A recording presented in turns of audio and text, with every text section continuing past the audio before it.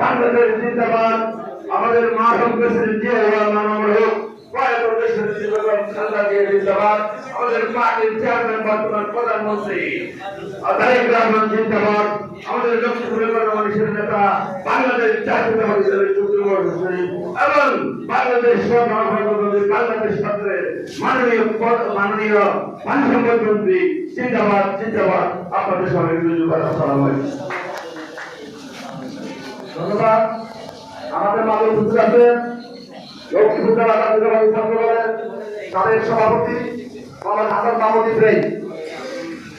আমাদের মাঝে উপস্থিত আছেন বাংলাদেশ জাতীয়তাবাদী যুব দল কেন্দ্রীয় কমিটির অন্যতম সদস্য সহসাধারণ সম্পাদক পদমর্যাদা আমাদের হাজিপাড়া ইউনিয়নের কৃষি সন্তান সবাইকে উপস্থিতি। এই পর্যায়ে বক্তব্য নিয়ে আসবেন লক্ষ্মীপুর জেলা শ্রমিক দলের সাবেক সিনিয়র সহসভাপতি কবিরুদ্দিন বিশ্ববিদ্যালয় কলেজের সাবেক ছাত্র নেতা আব্দুল রহমান ভূঁইয়া।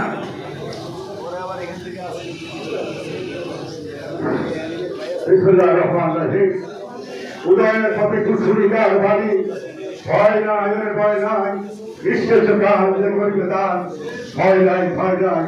আজকের সময় সম্মানিত সভাপতি, আজকের সভার প্রধান অতিথি, আজকের সভার বিশেষ অতিথি, আজকের সভা শ্রোতাবৃন্দ এবং বিভিন্ন পর্যায়ের নেতৃবৃন্দ, বক্তব্যের কলমে শহীদ প্রেসিডেন্ট জিয়া রহমানের রক্তার বাক্যটা কামায় করে আমি আমার বক্তব্য শুরু করছি। প্রিয় নেতৃবৃন্দ, জিয়া রহমান তারা অভিযোগ হয়েছিল এই জাতিসংঘে শহীদ জিয়া রহমান সেই দিন বাংলাদেশের দক্ষিণ চারপট্টি সম্বন্ধে ভারতের বিরুদ্ধে সেই দিন কঠোর বক্তৃতা দিয়েছিলেন। তালপট্টি আমার, তালপট্টি বাংলাদেশের অধিকার।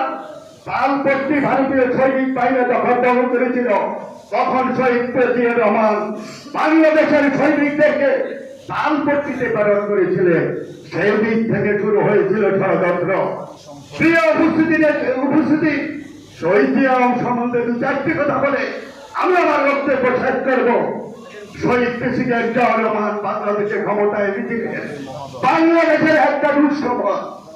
দেশের আগে থেকে বাংলাদেশের কোন প্রেসিডেন্ট ছিল না, বাংলাদেশের রাজনীতিতে কোন রাষ্ট্রপ্রধান ছিল না। সেদিন কর্নেল তাহেররা না, সেদিন কর্নেল খালেদ মোশাররফরা বাংলাদেশের ক্ষমতা নিয়ে ভারতীয় আধিপত্যের মানের দেবে কুশক্তি শুরু করেছিল। সেই দিন বাংলাদেশের সিপাহী জনতা শহীদ জিয়া রহমানকে ক্যান্টনমেন্টের নিজের বাঁচার গৃহমন্ত্রী থেকে উদ্ধার করেছিল।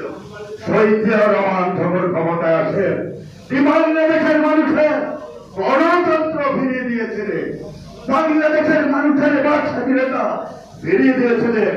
শহীদ জিয়া রহমান যখন ক্ষমতায় আসেন তিনি এদেশে দুর্ভিক্ষ দমনিত বাংলাদেশের মানুষের খাদ্যে স্বয়ং সম্পূর্ণতা করেছিলেন। প্রিয় উপস্থিতি, বক্তব্য আমরা শুনব, তারপরেও যদি একটা কথা বলতে হয়। আজকে বাংলাদেশের যে প্রেক্ষাপট, সেই প্রেক্ষাপটে আবারও আমাদেরকে ভারত বিরোধী কেন যে অনুমতি দিয়ে হয়েছিল সেটা আমরা আজকে জানতে হবে এবং জানবো ইনশাআল্লাহ। প্রিয় নেতৃবৃন্দ, আমি আমার বক্তব্য দীর্ঘায়িত করবো না, তারপরে আরেকটি কথা বলি, আমি আমার বক্তব্য শেষ করবো। আজকে আমার রাষ্ট্রপতি দেশ, সেই দেশের মুসলমানদের কিছু অবস্থা। আজকে যদি জিয়া রহমান বাংলাদেশের ক্ষমতায় আসতো, এই বাংলাদেশ ভারতের পরত রাষ্ট্র হইত। সেই দিন খালেদ মোশাররফরা ভারতীয়